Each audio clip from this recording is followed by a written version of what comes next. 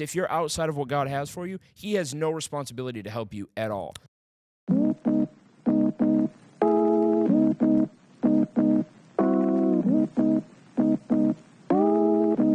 For today's Last Gen podcast, we have a special guest with us. I'm excited, not because this guest is important in any way, but because I feel like this is going to be an important topic and something that will really help for every level of believer.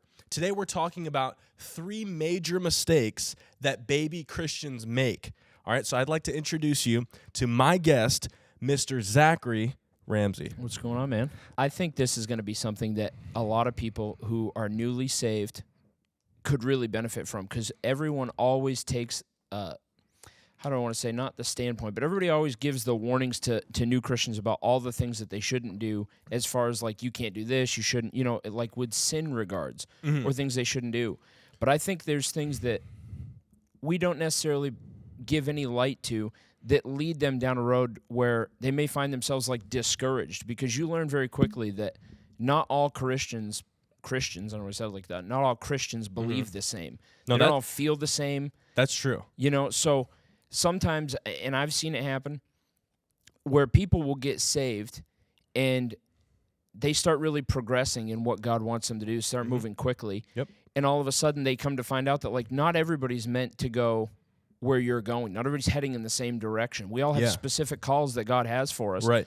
But it doesn't necessarily mean that we're all heading towards the same call, the same purpose. So right. Like, there has to be a certain level of what would I call it? Almost like a safeguard that you'd put in place between what God speaks to you and what you actually allow other people to hear. And I think that would be like a great first point, is like, you don't necessarily have to share everything God shares with you with everybody. So that's the first point. Yeah, that's what I would put, like, I think that would be the most emphasis I would put on any of the points that we would talk about today, is like, you don't have to tell everyone everything God tells you. Yeah, so this happens a lot, and I think, it's funny because, being in ministry, we see it all the time.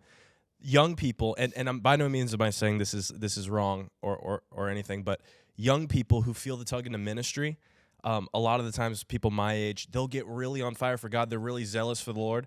And then, like you said, they hear from the Lord what they're called to do, but then they just start, and it gets annoying, to be honest with you. They just start spewing like everything. Like they're like God, someone told me like, God told me that I'm supposed to do the new Azusa. He said God said that the whole world's going to be saved through this ministry.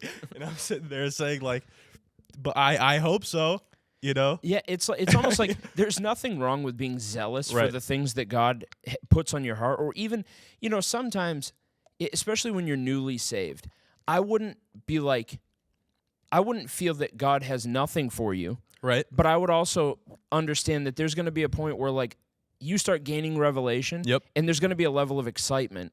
And not that you should back off on anything that you feel to do for the Lord. Right. But I truly believe, I was thinking about this the other day.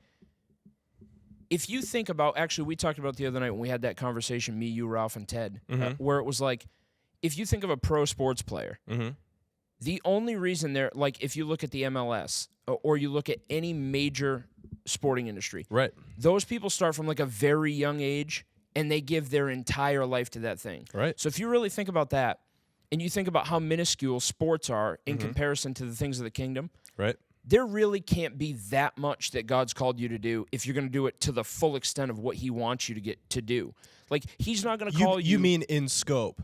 Yeah, he's not going to call you to like a buffet of things. Right. No, there has to be like a specific thing that God's got you to do, because it's going to take a lifetime to accomplish that. I like what you said, because the thing God's called you to do is a mile deep and an inch wide. Yeah. People have it the other way around. Sure. So when they feel, like they get saved, they change their entire life, they change their friend group, and they start thinking, oh my gosh, I can use and I see this. People did dance before they got saved, in school. It's like, how can I use dance to, can I prophetically dance for the Lord? Use singing, like I have to be on the worship team, and they try to make everything that they've ever done, like they throw everything at it, when in reality, that's just going to get you frustrated. Yeah. You should be going to a point. I also, if you don't know what God's called you to do, then it's okay to kind of just help out where you see the need. Yeah. But I would say that it's dangerous to just go looking around your church for needs. Yeah. You should almost, like when you first get saved, definitely whatever your local church needs, help them. But I would urge any new believer, like before anything, you really need to, once you're established, you really need to fast and pray and find what God wants you to do early. Yeah. Because just like in major sports, you know, it's not going to be beneficial to you, contrary to what a lot of people would teach today, to be like, well, I'll wait until I'm 30 to focus on what my ministry is. You should be focusing on what God's called you to do now. Yeah. Not down the road, not in 20 years, but you need to focus on what God has for you now. Exactly. I mean, I stress that so much.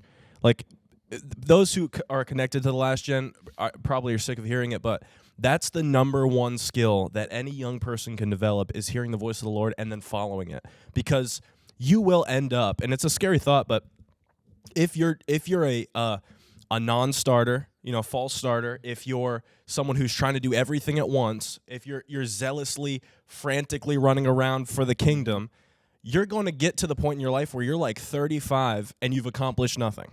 Yeah, and that's the other thing that I would say is, like, if you miss it, just own it and miss it and move on. Yeah. I can't tell you how many people I've seen that will, like, push against the grain for a long time, and then you wind up being burnout, you accomplish nothing, you get frustrated. There's nothing that'll cause you to not want to start into your purpose more than spending 5 years doing the wrong thing first. Yeah. Because there's nothing worse than getting 5 years into something and then realizing I should have given up on this a long time ago. Right. I mean, that's what, and that's something that, like, I have a healthy fear, and I don't mean fear as in, like, you know, I've got like a fear, because God's not given us a spirit of fear, but a healthy fear of being outside of the will of God. And you should. You should be so afraid of that place that you will you'll fail moving forward and not you know, going backwards. Yeah, because if you're outside of what God has for you, He has no responsibility to help you at all. Right. And I think that right there is probably one of the toughest things for even older Christians to swallow, is like, God doesn't really care how hard you work.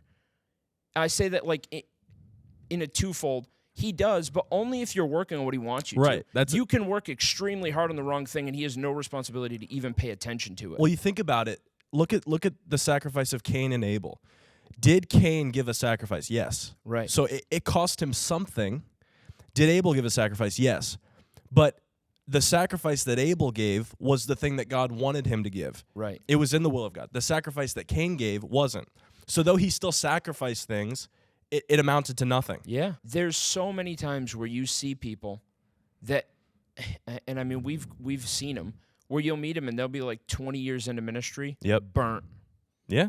And then you see other people like our pastor, right, who's been doing this, and it's almost like it's the opposite of what you would think. It's like as time goes on, it gets more vibrant. It's true. And it's true. Because it's like doing what God's called you to do literally gives you life back. That's right. It gives you your time back. It gives you your youth back. It gives you energy. Seeing that growing up is what caused me to be drawn towards Pastor Ted's ministry. My uncle, not because he is my uncle. You know, if he was like other ministers and like, you know, just leading a dead ministry, there would be nothing to draw me there. But just seeing this mundane, like the mundane ministry, like really just, it irks me. It irks me so much, because you read the book of Acts and then you look at the ministry, it's like, good Lord, like, how do you not jump off a building every day? Yeah. Like, sorry, but I mean, it's true.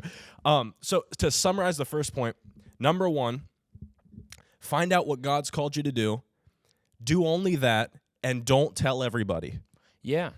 You'll be amazed how many times you will hear from God on what you're supposed to do, and you start telling people, and they're like, well, yeah, you better take it easy, brother. But what people don't understand is, like, Billy Graham wasn't anybody before he started. Right. Lester Summerall wasn't anybody before he started. So you would almost hear some pastors today, and you'd be like, who can do it? Right. Who is God calling? I understand God's not calling everybody to shake the entire nation. Right. But you talk to some pastors, and you think no one is called to shake the nation. Right. So it's like, look at you, little Billy Graham, trying to be, trying to be someone. Well, you got to use wisdom, brother. Take it slow, And it's like, no, like, how slow would you like me to take it? People are going to hell. How slow would you like me to go? There are Christians who really don't care if you become anything. They actually are convicted by your level of vigor and being on fire because they're not like that anymore. And so their goal is, I'm going to tear them back down to where I am. Yeah.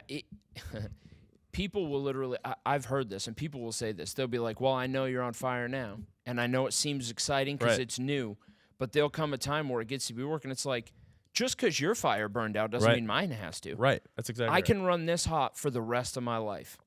And if you don't believe me, look at every other man that's done mighty exploits for God. They were more passionate at the end of their life, not less. That would kind of lead me to the next thought that I had, which is that, and this is big in our generation too, is like, whatever God's called you to do, trust him and him alone in that thing. What do you kind of think that looks like? Because I understand, we use a lot of I use a lot of ministry analogies, and I try not to because I know that a very small percentage of people are in the ministry full time. You know, we're all in the ministry. Yes, we are, but full time, there's a very small percentage of people. So I try to think of like real world analogies. But what would you say in like think of the young person watching, 17, you know, in junior year of high school, God's called them to do whatever, you know, like we don't know, but what would that look like to them, trusting God alone? People look at these like in different camps, but the reality is, like, whether it's financial, whether it's healing, whether it's salvation, they're all miracles. So if he can perform any act in the miraculous, then he can do every act in the miraculous. And I'm not saying that there won't be times where your faith will be tried, and you'll think like, man, this is the biggest thing I've ever believed for. I've never stepped out and done anything like this before. We have to understand that when we think like that, God doesn't see things through that same scope. You know, like what we think is the biggest thing we've ever done, he doesn't even pay attention to. Yeah. Because like in the grand scheme of what he's called you to, it's nothing. Right. It's so small. So what do you think is, on this point, what do you think is the big mistake that baby Christians make on this point? I think that young Christians get zealous. Yep. And then they realize, and it's a contention point because it's the world we live in, they realize that no matter what it is God's called them to do, it's going to take money. Money. And it's always money. Yeah. Because you can have passion for free. It's true. You can do anything that doesn't cost money without getting other people involved. That is true. When people say, you know, like, money doesn't really matter, well, you know, you think about it. Yeah. Anything that will make any impact in life requires a massive amount of money. It's funny because there's always a level that you can hit where, like, you can believe God, you can believe God, you can believe God, but then everybody has, and it's different for every person, but they'll hit a level where it's like, this is big.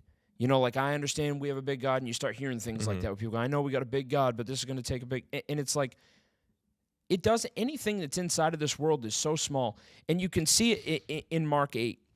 I've used this example before in Mark 8:16, where the disciples are on the boat with Jesus, and they're arguing because they didn't bring any bread. And Jesus comes out, and he's like, why are you arguing? In layman's terms, why are you even discussing this? Did you not see me feed the 5,000? Right. Did you not see me feed the 4,000? Now you fools are arguing because you didn't bring bread. Right. He's basically saying to them, I've already done this. Yeah. You've already seen me perform the miracle that you're concerned about right now. Right. So whatever it is that you're believing God for, whatever it is that God's called you to do, he has way more than necessary to accomplish that. Yeah. So don't get caught up in these Christian fads of like leaning on the arms of men.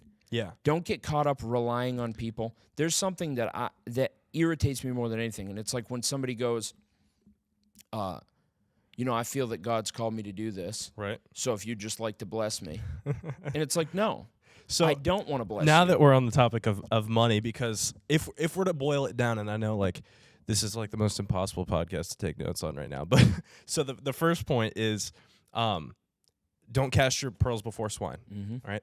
Second point is the second thing that new believers make or baby believers make is that, and let's just boil it down to finances because it really is an inability to trust God with finances. Yeah. Okay.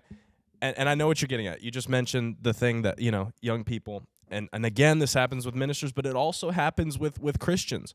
And it's no one, like, if you've done this and you're watching this, I have not a single person in mind because I've seen so many people do it. Yep. It doesn't. It's not even like you may do it and it may be like something that you just thought like. You're not doing it in the wrong heart. You're like, I just want to do what God's called me to do, and I don't know how else people would know to give. Right. But what you have to understand is, like, God knows how to get you what you need. Right. So the thing you're talking about is when people, I'm going on this missions trip, and it's going to cost $2,500. We're believing God for a miracle. These are the ways to give to me. Could you just pray for me that the money would come in? And the thing is, like, you don't want prayer. Never have the idea that you're fundraising for money.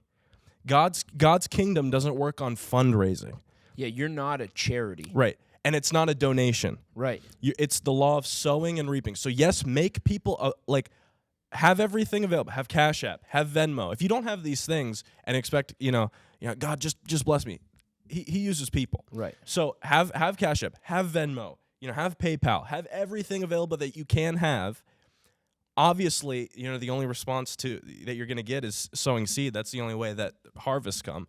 But don't present the need. Present the vision. If you're taking an offering, let's just say, present the vision, and then this is what Paul did. He always talked about people's, like, I'm not saying this because I'm in need, but I'm excited for the thing that's coming to your account, right? So he presented the vision of sowing and reaping, but the key being, it's never a fundraiser. You're never begging for money. You're never, asking for donations. Right. And that's the big thing that people do.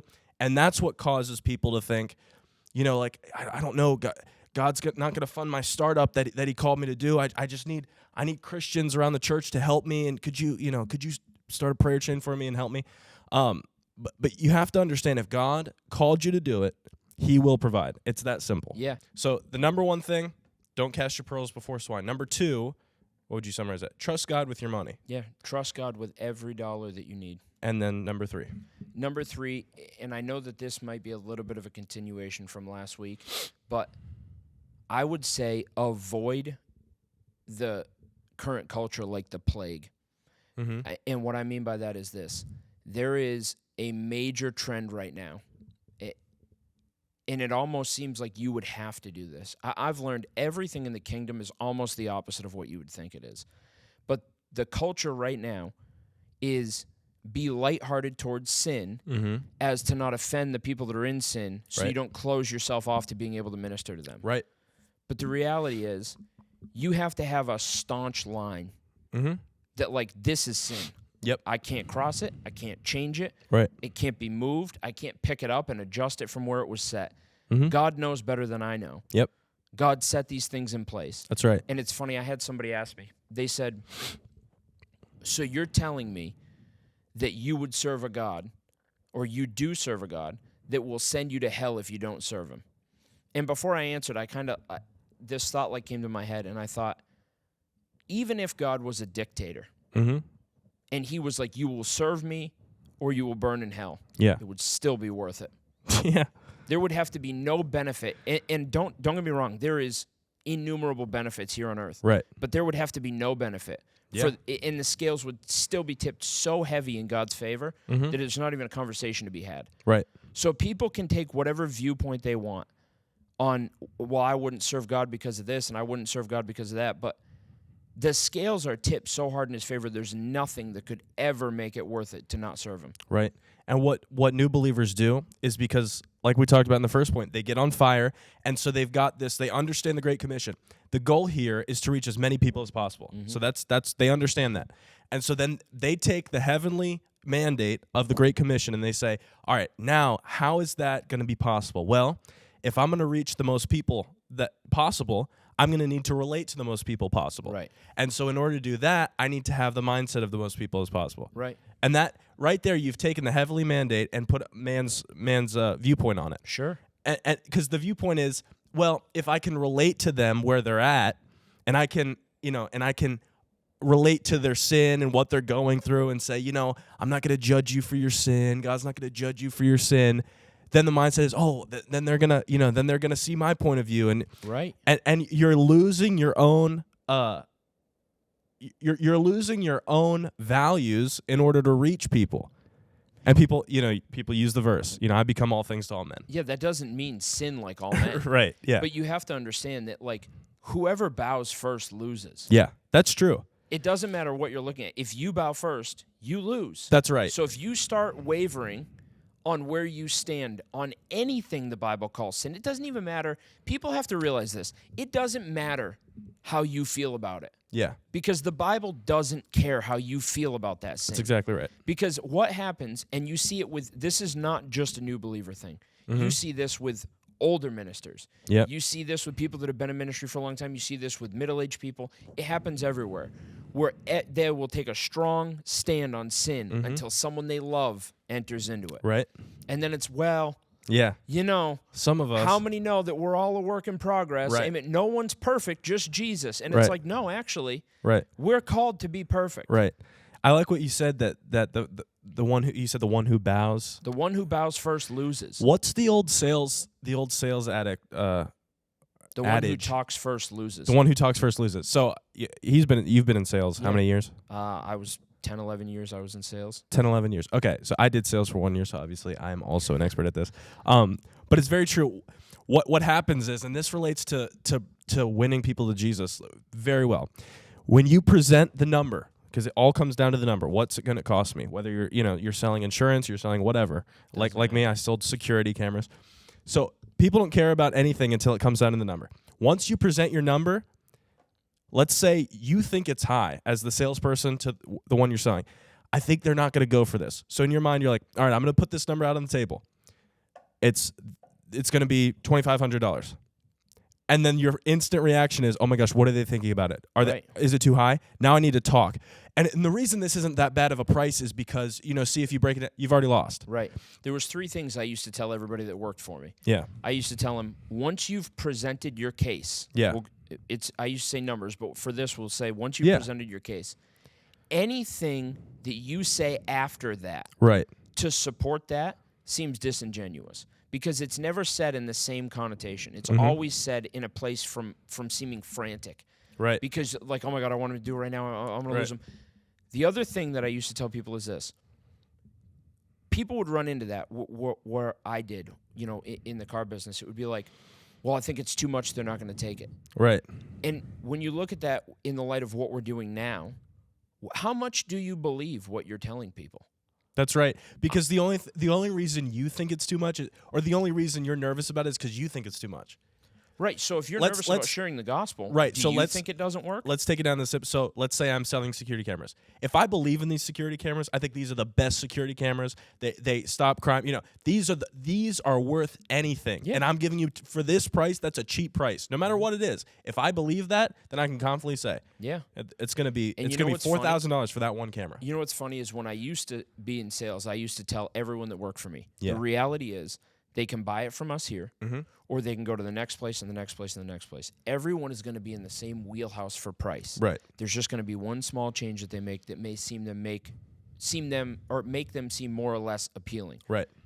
With what you're doing with sharing the gospel, there's nothing even close. Like, you Right. don't have another competitor Right. That's true. that's even close in comparison. That's right. What else would people look at? It's like, imagine if you were selling security cameras and you were like, Mm-hmm. well, you could go with this company for $2,000, you could go with this company for $5,000, or you could go with this company where I've already paid the whole bill for and you can just have the cameras.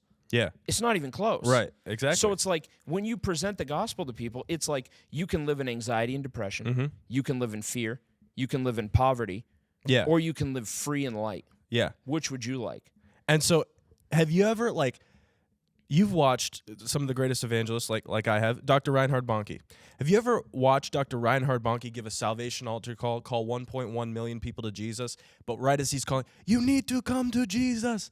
But then as they're coming, he's like, but the issue of homosexuality, let me explain it for a second. So, Yeah. God, he hates the sin, but he loves the sinner. Starts backing it up. Like, I know some of you are probably thinking on your way up here that And so here's they the don't thing. care. And many Christians, young Christians, they are so their heart is there. They want to win people, but they think that the God, and it really is a deep-rooted misunderstanding and sometimes pride, where they think the Bible may be flawed, and I have to make a defense for the Bible. I have to defend. Well, actually, we're not super sure about that. Some people say that.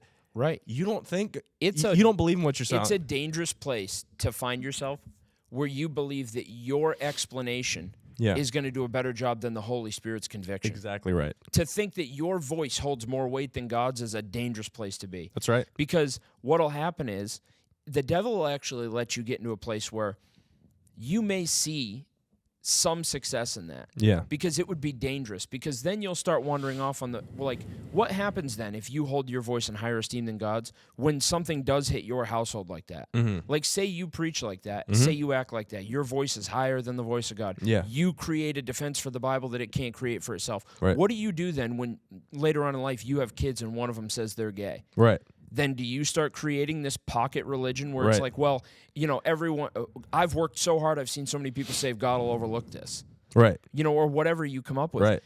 People have to understand this is the ultimate authority. Mm-hmm. This is the final say. Mm-hmm. It's not a negotiation. Right. It's not a court hearing. Right. This is law. Right.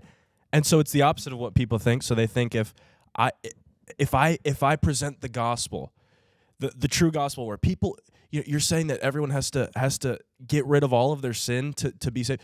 Yes. Yeah. But people think that's such a hard saying that if I just say that, between the dead silence, people think, oh, that's crazy. But Right. you don't even realize, like, on the other side of it, let's say that you're a Christian, I'm a sinner, I'm living in deep sin and depression, anxiety, like all of these things, and you present the gospel to me, and you think it's like, oh, he's never going to go for it. But in my mind, I'm thinking, this is the greatest news I've ever heard. But then Yeah. you go, well, some of the things in the Bible, then I'm like, oh, if he doesn't believe in it that Right. much, What's like, it why gonna do should for I? me? Yeah, that's a funny thought. Most people that would back off on being staunch with sin are so separated from it, they don't understand that by and large, the people engulfed in sin don't want to be there. Right, that's It's true. not- they've not found themselves in a place of pleasure with it anymore. Right. So chances are the people that are in sin that you're ministering to, Mm-hmm. you have to look at it twofold. A, if you're ministering in a church setting, they're there for a reason. Yeah. I used to say that in sales all the time. When people come in and they look to buy a car, Yeah. people they come in can- and they'll be like, oh, I'm just looking. It's like, well, we don't sell sandwiches here. So you're only here yeah. for one thing. Right, exactly. It's the same thing in church. There's Yeah. only one thing that happens in this building. Right. And they We can get play you saved. They can play hardball all they want. It was like, Right. no, I'm not actually looking for it. It's Yeah, like, but you came. Yeah. So you're here. right. The second thing is if you're ministering to people in the street or in public, Mm-hmm. you have to trust that God's setting up these interactions, Right. that God's going to soften people's heart. He's Right. going to give you the opportunity to say what people need to hear. Mm-hmm. Because that's the thing. I would say that even that hot button of homosexuality that happens right now, you start talking to most of those people about Jesus and they break down It's true. because they know. Right. People don't understand, but it's not like the gospel's this mystery. Right. Like it's encoded in us That's exactly to right. know that these things aren't right. That's exactly right. He's written his law on men's hearts, and that's true. People know that they're sinning, and people have no excuse. Mm-hmm. Because, why is it that homosexuals and the LGBT community only goes after one religion? Right. When's the last time you've seen a protest outside of a mosque? Yeah, and I don't want to just be I don't want to just hone in on that stuff. Right, but- Because there's you look at all this other stuff, all these other forms of sin that you can enter into. All of them Mm-hmm. are almost being facilitated or amplified by the world now. It used to be, back when I was a kid and, even before that, where it was like sin was tolerated. Mm-hmm. Now it's being perpetuated. Mm-hmm. Now it's being pushed. It used to Yep. be that, if you were an alcoholic, Mm-hmm. you would be tolerated by society. Right. They'd be like, wow, that's just how so-and-so is. Yeah. I mean, he's just drunk all the time. We Yeah. just, whatever. Now, every other TV commercial, Yeah. the most expensive Super Bowl ads, now it's not cool unless you're going to the club on Friday night. It's not Right. tolerated anymore. It's celebrated. Right. That, it's cool to be an alcoholic and to be Yeah. online and showing everybody how drunk you get every Yeah. day. Same thing with drugs. You can't tell me that a government that's setting up safe zones Mm-hmm. to be able to do drugs in isn't Yeah. celebrating you doing drugs. But you have to understand that when it comes to sin, Yeah. that's the end. It's Yeah. the final say. And the reason people don't like it and the reason people don't like to hear the gospel is because if God is real Mm-hmm. and hell is real Mm-hmm. and the Bible is true, Mm-hmm. that means that as humans, we have to accept that we are in error. Right. Because if you can't accept that you have been or are currently in error, Mm-hmm. then you can't move forward in anything else God wants. That's true. the first step. You have to say, I have been wrong Right. this whole time. Yeah. The way I've been living, the way I've been thinking, the way I've been acting is in error and contradiction to how I should be living. That's right. And until you understand that, and you won't if the people that God puts in front of you bend on it. That's right. It's impossible. You can never lead somebody to Christ if they are in sin and you tell them, well, don't worry about that right now. Right. All you got to worry about, just say the prayer, worry about the sin later. No, worry Yeah. about the sin now. Yeah. Worry about the sin first. That's right. That's right. So number one, let's recap the points. Number one, don't cast your pearls before swine. Number two, trust God in your finances. And number three, Take a hard line on sin. right. Take And a hard stance. that's right. And these are the remedies to the three biggest mistakes that baby Christians make. Thanks so much to everyone that watched on YouTube or listened on Spotify or Apple Podcasts. Listen, if you haven't already, check out the library of over 50. I said in the last podcast we had 100. We had 100 episodes, and then by faith. Also lying, and then Zach was like, "You just lied to them." It's like, what? Yeah, we have over 50 or 60 podcasts. Go check them all out, and dive into this thing. Really dive into this thing. We're gonna be more active on the last gen. We did just launch a church, so have some grace, and we're gonna be more active on this. Can't wait for in-person services if you're in West Palm Beach. But I love you, and we'll see you next week.